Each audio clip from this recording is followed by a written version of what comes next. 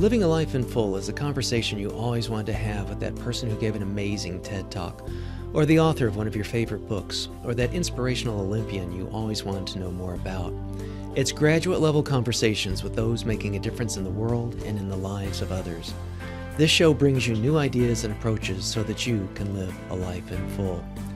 I'm your host, Dr. Chris Stout, and I hope you enjoy this episode.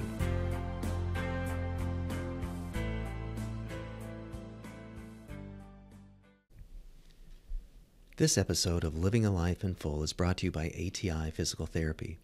If you need physical therapy, choose ATI. ATI offers exceptional care, trusted expertise, and remarkable outcomes, customized to your needs. ATI has over 800 clinics coast to coast in 25 states. Want to start feeling better fast? ATI can help address chronic pain or recovery from an injury or surgery expertly, quickly, and conveniently. ATI's FIRST program uses a performance-based methodology to safely return injured workers to their workplace. FIRST is designed to increase strength, endurance, and cardiovascular functioning. ATI's sports medicine provides athletic training services to help athletes get back in the game.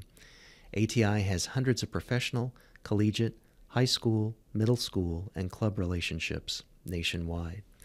ATI also offers a variety of specialty services, including home health, hand therapy, and women's health.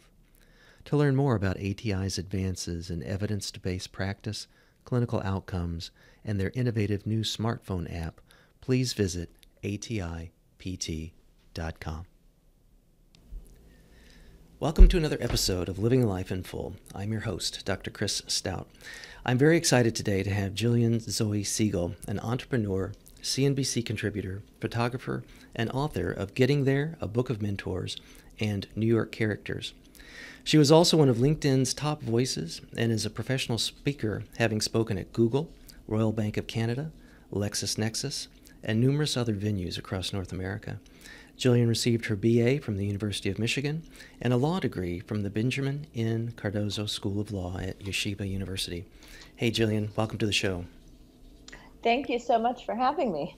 So I'm sure some people have probably seen you on CNBC and are familiar with your books, but I came across you and your most recent book, Getting There, in Omaha at the Berkshire Hathaway Annual Meeting, where you were really rocking the book signing. And as we were chatting before the show started, it sounds like that went very well. So it's great to have you on the show, and good for myself and for those who don't know you real well yet to get to know you better. So, and honestly, big fan, read both of your books and really, really enjoyed them. Thank you so much. So you're born in Montreal, is that correct? That is correct. Right, but you've actually lived most of your life, including when you were little, in New York City, is that right? Yes, Okay. I moved to New York right before my 8th birthday. Okay, so what got you there, and tell us about your childhood and growing up in New York. What was that like? I loved growing up in New York. Kids don't like change, so when my parents told us we were moving from Canada, we all, of course, cried and did not want to do it. Sure. And I remember visiting New York and thinking, it's so crowded here, because we were in Midtown. Oh, gosh. But actually living in New York City is different than visiting Midtown. And it's just, you are never bored here. There's so much to see and learn and do. That's right. Forever. I certainly love the times that I've been able to spend time in New York. So from that childhood and kind of early upbringing, did that shape your writing? Did that shape your eye for your photography? Or did any of that sort of conspire to bring you to your first book, New York Characters? I think that the biggest thing that shaped me was that my parents were big travelers, and they took us on these trips that most parents wouldn't take their children on. Uh-huh. We would, one year they bought a camper, and we were in Morocco and all around Europe in this camper. Nobody slept very well in that camper, but it was Wow. It was fun.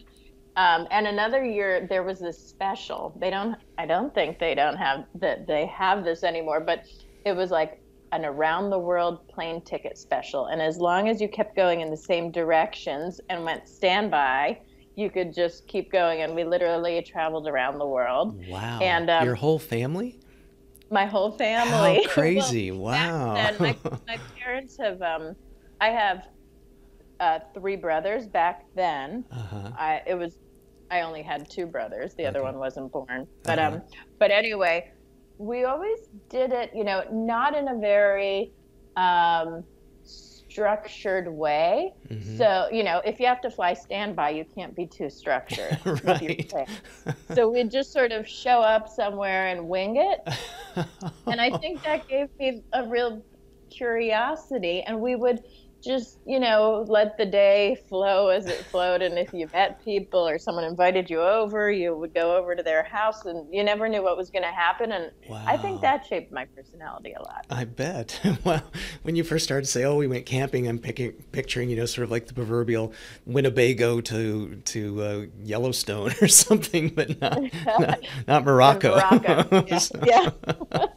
that's very, very cool. So, getting there, I'm going to kind of skip around between your two books, but getting there is kind of like, for those that haven't read it yet, it's like literally a who's who of the people that you interviewed. But your first book, New York Characters, well, you've got like a lot of superstars and notables and celebrities.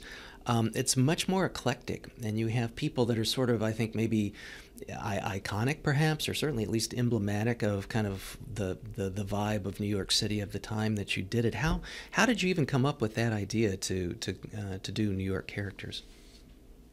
I actually was taking classes at the ICP, the International Center of Photography in New York. Mm-hmm.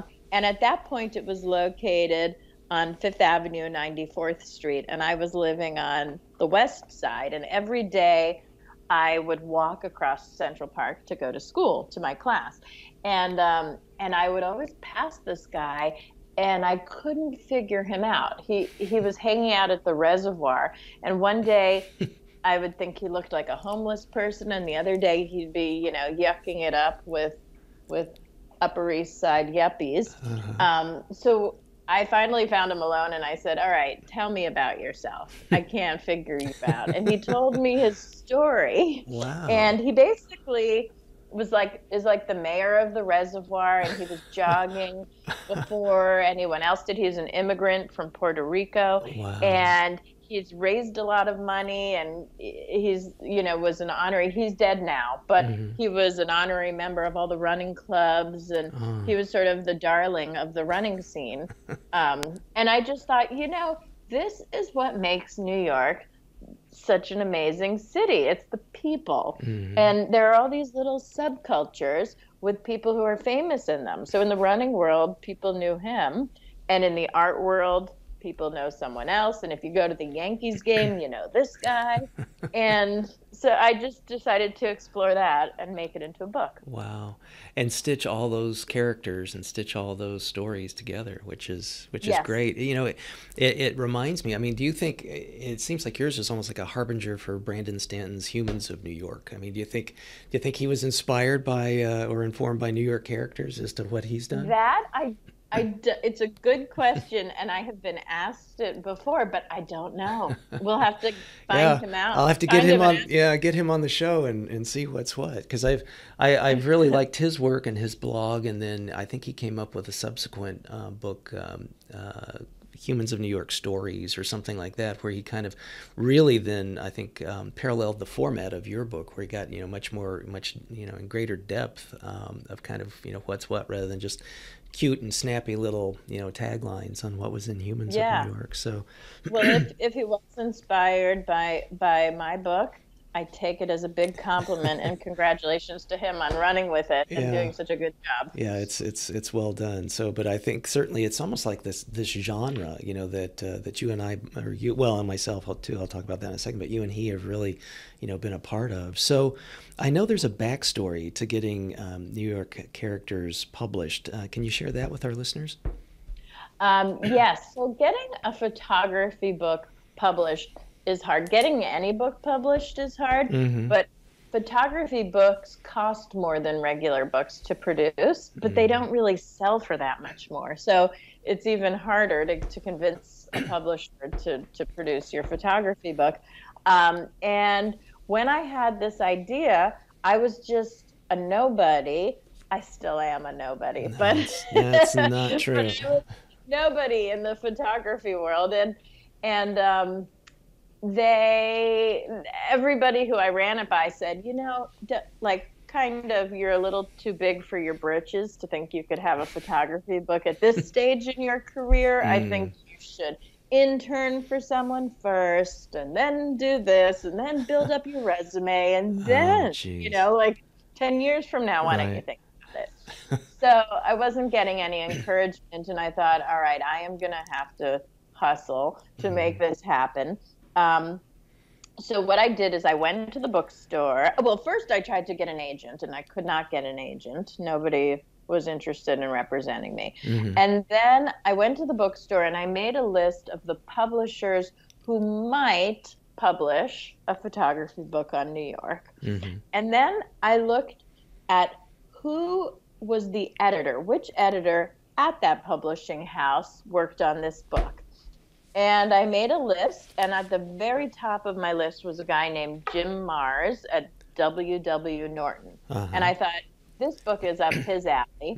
So I aimed for him, and there was a photography teacher who taught at ICP who had a couple books published, and this was his editor. And I asked him for an introduction, and eventually, after a lot of prodding, he introduced me, via, I don't know what, phone, I guess, because there was no such thing as really, and people weren't emailing much back then.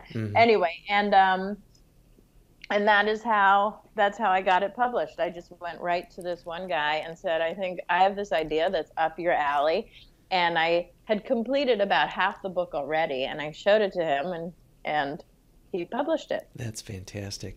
And you're right. I mean, it just kind of breaking into the publishing world in general, but then breaking in with this kind of a work, I think is doubly hard. So, and W.W. Norton, holy cow, not bad. Like right off the bat with one of the most reputable and top brand publishers. So that's fantastic. Yeah, absolutely. So now, I'm also a big fan of George Plimpton and always enjoyed the Paris Review. And how did you get him to be in the book? I mean, here you're saying, hey, I've got this hustle. I'm able, to get W.W. Norton to publish it. But how'd you get him in it? And then how did you get him to write the foreword?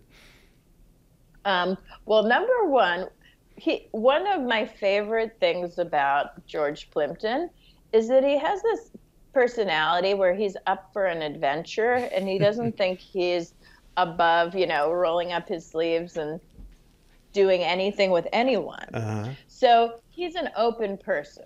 He's like if you say, hey, George, do you want to? I always say, and I try to live this way myself, like, I don't see why not.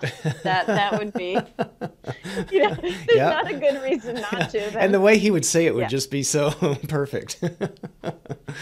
Yes, I actually try to raise my daughter that way too. When we get it, you say, I don't see why not. But anyway, so I knew someone who knew somebody who worked at the Paris Review, and I got to him that way. And I said, I probably showed him some of my earlier work and asked if I could interview him, and he said yes. And then to get him to write the foreword, it's as simple as I just asked. I sent him the magic formula. And he was into it. Yeah. Wow. He said yes. Wow. So, but, I was very lucky, and I really admired him, and I couldn't have been happier. Yeah. And he is just, he was just such a charming guy, and the way that he wrote your foreword as well too is just, people need to check that out. It's awesome. So one of the things that I personally just want to have listeners know about your proceeds, because I know that you wouldn't bring this up, but basically the proceeds, your proceeds from the sale of New York Characters,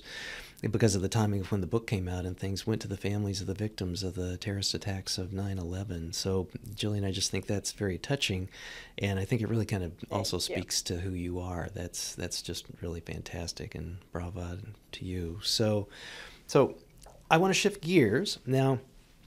You have this reputation for interesting ways of getting book deals. So getting there was a bit different than W.W. Norton. So tell us about how getting there wound up getting into print. Well, it's funny, but it actually it's done really well. The book has been a big success. So people don't assume this, but the first it was rejected all over at first as well. Wow. Y- and basically, I had an agent this time, and the agent shopped it around to everybody who she thought it should be shopped around to, Mm-hmm. and it got rejected like all over town. Was At this all was the this big, before you did it, or was it already completed? it was about half completed. Okay. So Wow. it Wow. it wasn't like it was not like they didn't know what they were getting. I mean, Yeah. Warren Buffett was in it. All Yeah. Michael I mean, Bloomberg. randomly throw Oh, a dart at anyone in the table of contents, and they're a superstar in their own, and if not many different areas. So, all right. So, there was this myth going around the publishing houses, I guess, that people don't like sort of compilation books. hmm. If you should do a book just on Warren Buffett or I see. just on Michael Bloomberg. Meanwhile, I thought, what are you talking about? Yeah. Everyone has short attention spans these days. My Exactly. book is like 30 autobiographies in one. I got rid Mm-hmm. of all the boring stuff for everybody. Yeah. Like, You spun it this down is to the the, essence. So. yeah, this is the kind of thing I want to read. So I just Yeah. figured, um, anyway, but then the woman said, I'm going to start shopping it around to my B list. And I was like, hold on. And I switched agents and found somebody who understood it better and said, she didn't push it to the right people or whatever. And anyway, in 1 second, he sold it. So Wow. Well, that was good. lucky for all of us then. So, do you think Yes. being a writer and a photographer helped the project to get a better deal, or to say, here's the combo pack here, double barrel, I, special weapon? I think, yeah, I think so because, I had more control and it's less money that anybody has to spend, Mm-hmm. because I did it all myself. Mm-hmm. Um, You're not going to have so artistic differences, with being the writer with what the no photographer's doing. artistic differences. Yeah. Yeah, no hiring photographers. So I think that helps it. And you're just dealing with one person. Yeah. Well, and again, kind of, thinking about, I think you're the person that starts, amplifying a genre or something. But I've also read Tim Ferriss's books, Tribe of Mentors and Tools of Titans, and I've read his 4-hour variations and stuff too, and enjoyed all of them. But the Tribe of Mentors and Tools of Titans were pretty much kind of predicated on his podcast guest interviews, and he was spinning down and getting kind of the essence of theirs, or doing some follow-up interviews and things. So that's how he got his folks in his. But how did you go about selecting the top 30 that you did for getting there? Well, basically, I wanted to have a diverse group of people from a broad range of fields. So I have, people like Michael Bloomberg and Warren Buffett, and then I have even a performance artist, Marina Yeah, Abramović, she's and the woman who amazing. invented Spanx, and Mm-hmm. everybody in between. Um, a Mm-hmm. chef, musicians. So, but I wanted them to be people I admired, and then I had to like narrow it down by the people who would have me, the people who would agree. So Well, that helps. I did a 3-volume book set some years ago called The New Humanitarians, and my goal back then was to kind of like talk to folks that had developed kind of in the humanitarian space, which is an area that I work in, kind of new innovative approaches, and they're really kind of boots on the ground, roll up the sleeves, kinds of folks, and each chapter is devoted to each organization or whatever, and we would interview. I had graduate students to help out, and that's how you could do 45 chapters. But we the folks I tapped were folks that I kind of knew or I'd already worked with, and that kind of made it a little bit easier. But how did you go about reaching out to folks like that are very hard to get a hold of, like a Bloomberg or a Buffett or a whoever else? How did you connect with them? Is it a Kevin Bacon kind of thing, or how did that work? That was the hardest part. And working on this book took me 5 years. Jeepers. And Wow. most of that time was spent hounding these celebrities. Well, chasing them. What's the tipping point between, like driving someone nuts and stalking them versus, saying, okay, I'll do it, Jillian, kind of a thing?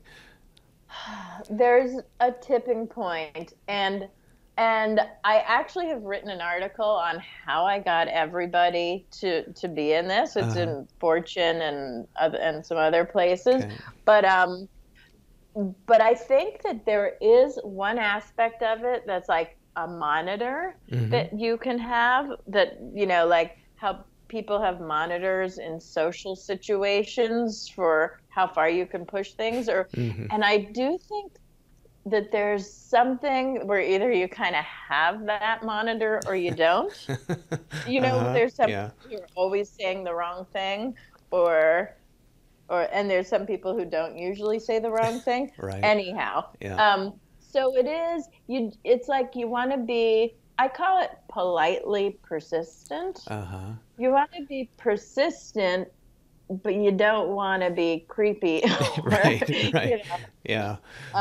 Well, it may be, I have to say, though, I have to say, and we'll link in the show notes to your articles about this, but I think there's also a certain level of charm and charisma that you have that I think, probably also helps grease the skids for getting people to yes, is probably part of it as well, too. So, well, thank you. A lot of this, though, was done like, over email or whatever. So it is, but then also on the phone.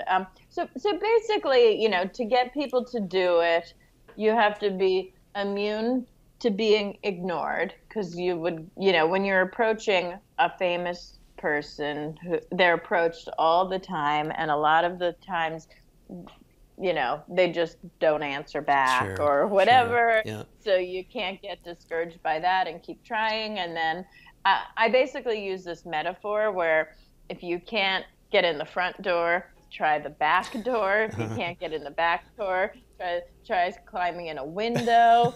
And if you can't climb in the window, wait a while and try the front door again. So unless I got like a real hard no, I would keep going and sort of ask again, but not like a machine gun. Yeah. Wait a little in between and then check in again or whatever. I remember you wrote in New York Characters about you finally got to Spike Lee. It sounded like he was probably your most challenging. Who was the hardest to get on board with the new book? It was actually the architect, Frank Gehry. No kidding. Yeah, it was.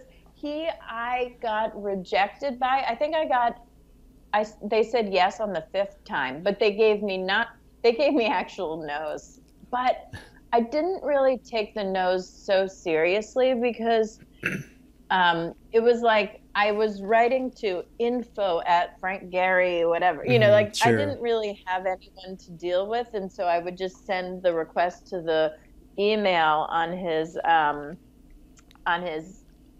website, and they would say, no, he's can't do this right now, or something like that. And right now I'm like, I'll take that literally. Maybe he could another time. Right. So that's probably why I kept going. And then one day, miraculously, somebody wrote back, and I think it must have been a new assistant that day or something. She wrote back, and I latched onto her and I didn't let go. And I said, oh my God, somebody so I sent them my book, my first book, and I got on it. And then he proceeded to cancel on me for a year and a half. Oh, wow. Oh, man. And you are persistent. In that time, he changed assistants a bunch of times, and I had to keep proving to each new person that I had once received a yes. The woman who worked there before you, she did say yes, and so I'm just trying to schedule this, and I could, and I'd have to forward the old emails to these people. You are so organized. Holy cow, that's great. Yeah. Well, then I have to counterbalance this. Who was the easiest? The easiest. This is, I know it's all relative out of this, and probably no one was easy, but relative to Frank. Was easy. Yeah. I don't know. I don't know who was the easiest because no one was easy. Like literally, I got almost ignored and rejected by everybody. Everyone's consistent then. So, well, maybe who was the most intimidating? Who's the scariest to ask?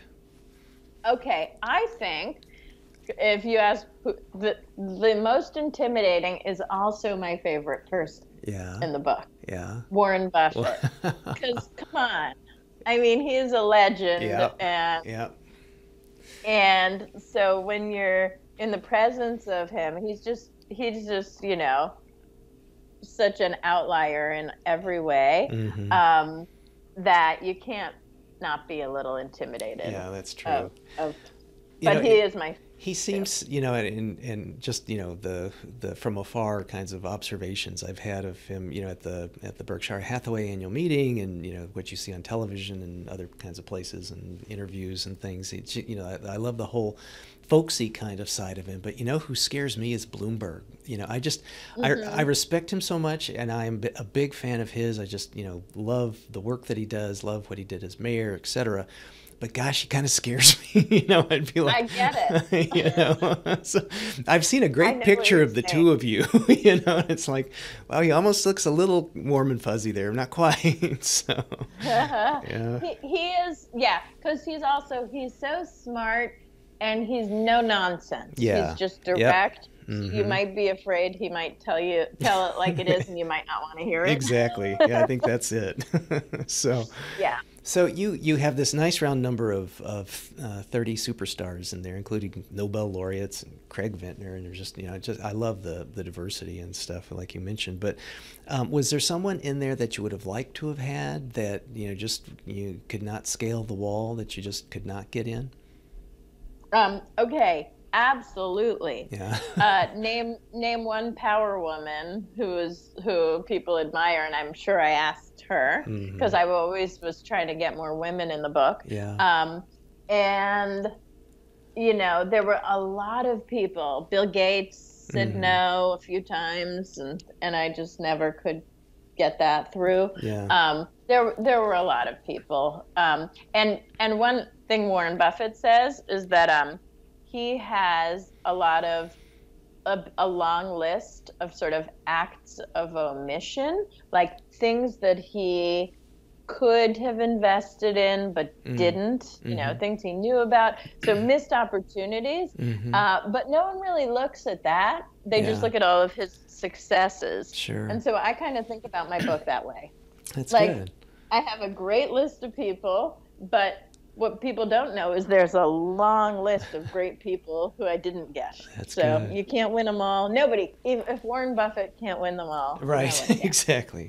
You're in good company. So it makes me think. Comes with the territory. That's right. Yes. Yeah, it's all part and parcel. So a million years ago, an early book that I did was called From the Other Side of the Couch. And what I did in that book, I did confidential interviews with about 60 some odd psychologists and psychiatrists, and just kind of what it was like to be a psychologist or psychiatrist, their training and ethical issues and conundrums and difficult cases, and how they ran their practices and what their personal lives were like and whatnot. And they were very frank and open, almost to a level that kind of surprised me, but I think that was the case because I was maintaining anonymity. It wasn't like I was putting their picture, on one side of the page and then writing about what they said, on the opposite side. But I think, your interviewees almost, I think, I can't think of anyone that doesn't fit what I'm about to say, were like immensely frank and open with you and talked about difficult things. It wasn't just, talking about all the home runs and all the wonderful things that they had done, but, talked about the struggles they had and talked about failures and things, and which I respect, and that's what I think is, one of the strengths of your book. So what was it that you think, what was the chemistry that let them feel so comfortable with you to open up and to be so frank and honest that way? Well, two things, I think.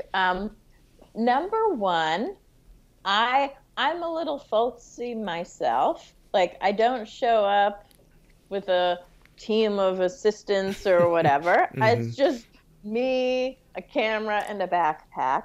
So it all is, I mean, and it's real because, you know, it just seems pretty casual. Yeah. So it's not like, it's not an intimidating setting, even though I'm not the one dictating the setting. But my part of it is not very fancy. No entourage, no special lighting setups, and getting you a latte or something.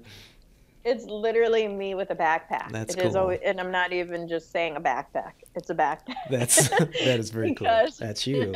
That is you. Because I have my camera equipment in it. It's like a camera backpack. So there's that. So the scene isn't very, and you know, it's casual.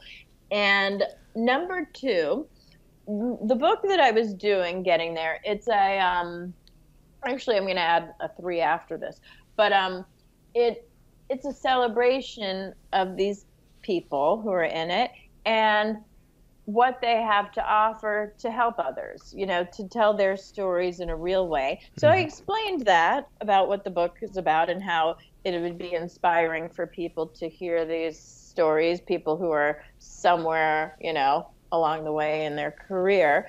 And I also said to them, I will, and I didn't do this in the beginning, but I realized, you know, as I was working on it, that I should do it. I said, I will give you the essay from this interview, and you can change anything you want after. So just talk, talk, and I won't publish anything without making sure you're happy with it. And before I published the book, I sent everybody their essay and said, here it is. I just want to make sure that you still stand behind everything you said and that you're happy with how you came across. Let me know if you want to add or change or delete anything. Nice. And the other thing is, I knew what I was after, which was like real stories and shared experiences. So sometimes I was really surprised myself with how much they were sharing. But I didn't give up. So if somebody said something that sounded interesting, I would sort of push it. I kept at them, explain that, or could you tell me a little more about how you were feeling about that or this, or what was, I kind of forced them to get a little deeper than maybe they would have on their own. That's good. Well, they must have felt, I mean, you know, I think maybe a consistent thread throughout the whole process from ask to doing it to essay and review was maintaining a level of trust. You know, I think at any hiccup, any juncture at any one of those things, you know, the interview would have been off. So I think that's wonderful. So you know what else? Even though I am a lawyer, I didn't have anyone sign anything. It was very casual. Because I figured, listen, I am not going to want to get into a legal battle with any of these people. Right, no kidding. So it's just like, I'm not going to cause any problems here. Well, there certainly is a tacit approval of the fact that they've reviewed it and they've let you into their offices or lives and photograph them. You know, there's nothing sort of sneaky about it. It's full transparency. Also sending them the stuff over email and them saying okay is over email. Exactly. So that is a record. But that's right. So like I said, you know, they were very honest. You set a very, you know, kind of trust and comfortable level of communication. A lot of the individuals had some pretty difficult beginnings. Could you share a few of the stories that are standouts for you that maybe, you know, you didn't know about until you had that time with them? Well, John Paul DeJoria is the first person who came to mind. He is the founder of Patron, you know, the tequila, and John Paul Mitchell Hair Systems and a bunch of other companies. He talks about humble beginnings where his family was living on food stamps, and he remembers a time when it was just his mother and him and a brother, and between the three of them, they had 5 cents. Like, it was that bad. And then he grew up, and he lived in his car and got fired from like 4 or 5 jobs, and anyway, and now he's worth billions. Yeah. So Yeah. there's a lot of stories. Frank Gehry, the architect, was on the verge of bankruptcy for years. Jeff Koons, who's one of the most successful living artists, probably the most, it took him 9 year till he could live off his art. Like after graduating from art school, it took him that long to make enough money from his art so that he didn't have to have a second job. He was doing a bunch of different things. And Sara Blakely, what, she was like a door-to-door fax salesperson or something? Selling fax machines door to door. Golly. John Paul DeGioia, he sold encyclopedias door to door for years. Wow. I guess maybe part of it is just that grit or gumption, to just kind of keep at things and saying, okay, I don't want to be the world's best, encyclopedia or fax salesperson, but the taking certain kinds of skills and certain kinds of being fed up with what's going on to then make the shift into what made the difference. So with the 5 years that you mentioned to take this, was it by virtue of the fact that it just kind of took that long to get to the yeses and to get yourself insinuated into people's schedules and all that? Yes. Wow. Good for you. Yes. Good for us that you didn't, because we can all benefit from that. But golly, it got to be embarrassing because people would be like, well, how about that book? And I'm not even talking about my friends. It would be like Warren Buffett being like, what's going on with that book? And, oh, gosh. That's worse than your publisher. Yeah, I know. I was like, I would rather have turn out an A eventually than a B quickly. Yeah. So good for you. The book, once it's published, there it is. Mm-hmm. So no one, whether it took me 3 years or 5 years, I'd rather get an A. That's right. Well, I think you've achieved that. So were there anything, I know you did your research in backgrounding and stuff with some of these folks, and some are very public people and some are not so, public in the necessarily their availability of biographical material, but anything that came as a surprise to you when you were spending time with any of your interviewees? Well, one, I guess like how open people were, because another example of that is Ian Schrager, who was the founder of Studio 54, and now he's sort of responsible for the whole boutique hotel revolution. Mm-hmm. And he talked about going to prison. He spent time for tax evasion in prison after Studio 54. So that's just another example. And Craig Venter talked about a suicide attempt that he did while he was out in Vietnam, and he was so depressed and tried to commit suicide and the whole thing. So I guess I was continually surprised that people were talking about that kind of stuff. Yeah. But on the other topics, there was this thread that went through, which was that how important jobs in sales are to people's ultimate success. And I already did speak about two examples, Sara Blakely selling fax machines door to door and John Paul DeGioia selling encyclopedias door to door. But I think one of the most important, aspects of a person's success is their resilience. And a good way to train yourself to be resilient is to be in sales, because you will get rejected, and you have to be as bright-eyed and bushy-tailed, at the 10th time you try and sell whatever you're selling as you were at the first, or else you're not going to make a sale if you sound depressed about what you're selling or down on it. That's really a good point. Yeah. So to shift gears a little bit from the writing aspects of it, I'm very curious too with your photography. How did you compose your shots? How did you were they more like candid things? Did you leave it up to the subject of whoever you were shooting? Tell us about that. Well, I I didn't have as much choice in the matter because as I would, because I was scheduled, Michael Bloomberg, you're going to interview me here for this amount of time. And that's what it was. Like I would say to the people, I had to do what worked for them. Sure. So I didn't have the power to say, meet me at this spot or whatever. Right. And I tried to get people in, their natural environment. So I just did it wherever, if it was, I went to Anderson Cooper's house. The picture of him was there. Warren Buffett's office, Michael Bloomberg. It was at City Hall because he was the mayor of New York at that time. And I basically just had to deal with, the environment that I was told to show up in.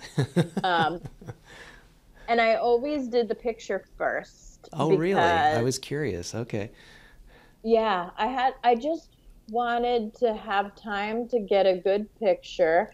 And I did, of course, want time for the interview, but I felt like, you know what, if we run out of time, I could always follow up on the phone or something, hopefully. And I can't come back and take a picture. Right.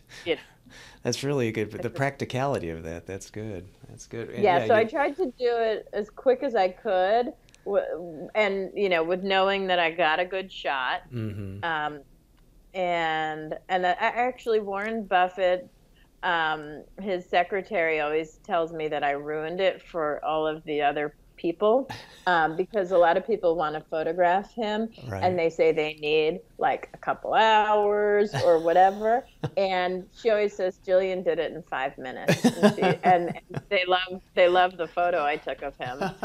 She says it's like as good as Annie a 2-hour one or whatever. Yeah, so I'm like, okay, sorry. That's good. But that was kind of good luck. It was luck because I have had times where I have done photo shoots that are long and I don't like anything, but I just did get lucky with that one. How did that compare with New York characters, the photography New York characters, a lot of the people, there were some people, it's sort of the same thing where I had to take what I could get. But and there were some famous people in New York characters, like Ed Koch, the old mayor, and Spike Lee, and John McEnroe, tennis player. There were people, but I seemed to get a little more time with those people back, So I think I had a lot of the people in New York characters I spent a lot more time with than, like some of them I spent the day with or whatever. Well, it seemed around. From my untrained eye, it seemed like those might have been a tad bit more candid, kinds of things. I mean, some just look so, spontaneous and stuff versus, the context of getting there. And why the choice between black and white and color between the two books? Well, it was a different time. So, but when I did New York characters, I was doing a lot of black and white because I was, working in dark rooms and learning that craft, and so that's what I was into back then. And now I use digital.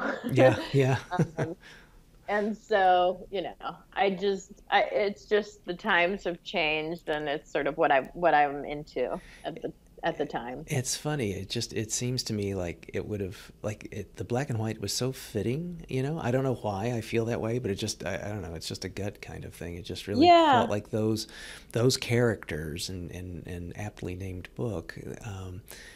I don't know. There's just something about and not that they're grainy or gritty, because they're not, but just the contrast in the black and white I felt really played out well and wouldn't have worked in getting there. So that's fascinating. I agree. Yeah, that's fascinating. So I have to say, you've had the benefit that very few people in the world have of being able to kind of go deep with a Q&A with some of the the who's who of successful people. Did you change as a result? Did you find yourself doing anything different? Did you feel like they had sort of by proxy mentored you or given you advice, or giving the world advice, given you advice? I would say absolutely. Like I got so much great information from these people and so many inspirational pieces of advice and tidbits and everything. I think about it absolutely Mm-hmm. multiple times a day. Um, so yeah, I think this. I think that the best way to be inspired is um, not just to hear a lesson. Like if you hear a lesson, like don't be afraid of failure, Mm-hmm. it sort of goes in one ear and out the other. Mm-hmm. But if you hear that same lesson attached to a story that means something to you, you'll remember that. So Mm-hmm. when I think about failure, I think about how it was so hard for Sara Blakely to even get a company to make her Spanx prototype. She was rejected by all the ones she went to. Then she had to show up on their doorstep and ask them, and they all rejected her. And then one person called her back and said, "Fine, I'll make the prototype for your crazy idea." So and currently I'm working on getting a prototype of something made, and I think about that because it's kind of hard to do Mm-hmm. and Mm-hmm. to get someone to do it or whatever. But I think that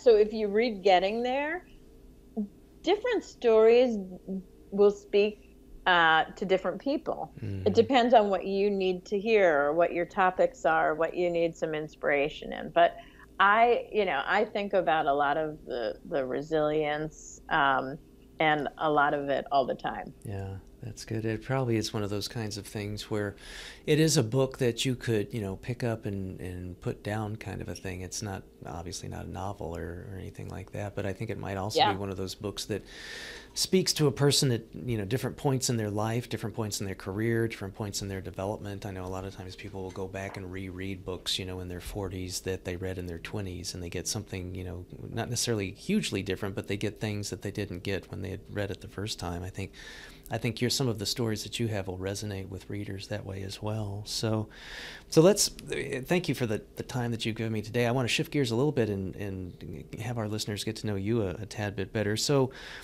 you've done incredible kinds of work. You've got a law degree. You've been all over the world as a youngster as well as an adult. So, what's a typical day in the life of Gillian, or a week in the life, or kind of what are the things that you're up to these days?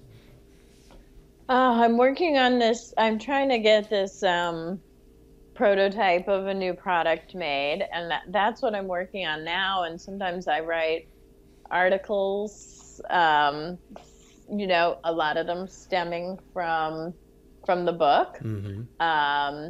and different, inspirational career things. But it's hard to map out what a typical. I'm also a mom. Uh-huh. My daughter's away right now, but that takes up a lot of my energy. Sure.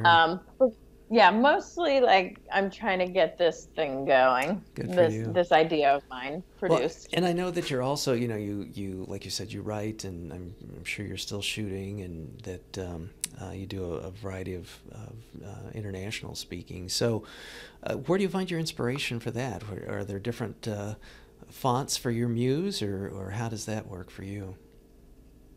I guess that is a hard question. It's a good question, but a hard question. And I think I find, a lot of my inspiration from the people in my book. And Mm-hmm. I'm still in touch with a bunch of them. That's great. So it's a good access. So, I guess maybe an obvious, a couple of last questions, and maybe you've already given us this advice on, sort of how to meet someone, like if a listener wants to meet someone that they're a fan of, and not become a stalker of that individual. And I know you talked about the front door and the back door and the windows, but are there things that you would do today differently now that there's much more public personas and social media kinds of perhaps access points for someone, that if someone wanted to meet their inspirational author or their inspirational whoever it is, what tips might you give that person? Well, if you want to meet them, see if there's any event they're doing, if they're speaking somewhere or something that you could go to. And that's easier to find these days because everybody has sort of social media and websites where they'll say if they're doing, That's some kind of an event. That's the easiest way. And then it depends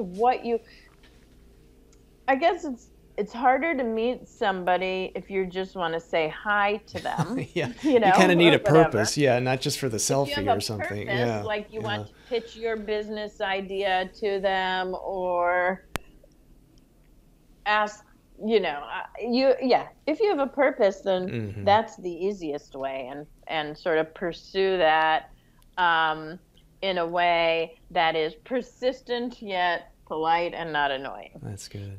That's good. So you're working on a prototype. So you've got a new project. Anything cooking in the writing side of things? Are you just doing some freelance for articles, or you got another book? Just freelance articles. Okay. Just freelance articles. But I'm not doing another book right now because you can't do too much at once if you want to do anything great. That's right.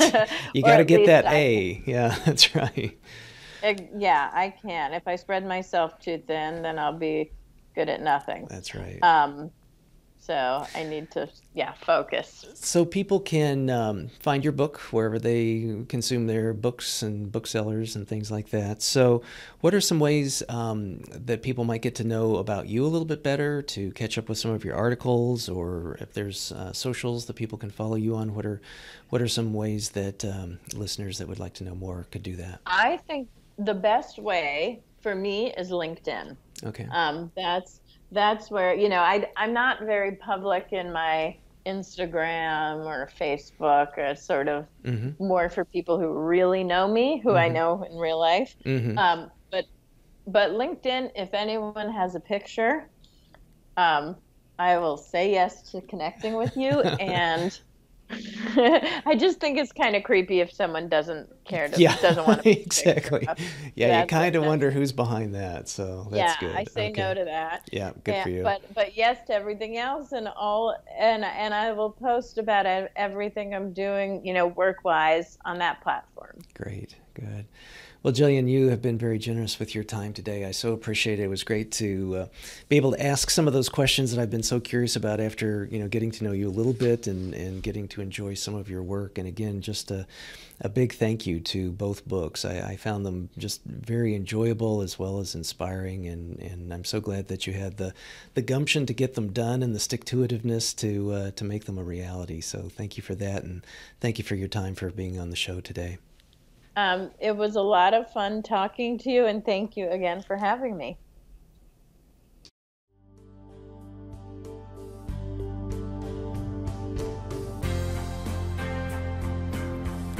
Living a Life in Full is a production of Stout Media, a subsidiary of Gordian Knot, LLC. Assistant producer, Gracie Wong. Music, Dan O'Brien. Executive producer and host, Dr. Chris Stout. To learn more, stop by our website at Life in Full for show notes, and please recommend us to your friends and subscribe on your favorite platform.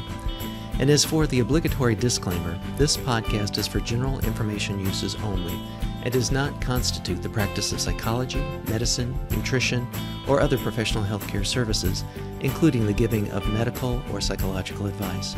No doctor-patient relationship is formed. Lastly, and perhaps most importantly, I take conflicts of interest seriously. For all of my disclosures as well as show notes, please see livingalifeinfull.org/podcast and my LinkedIn profile. Thanks, and until next time.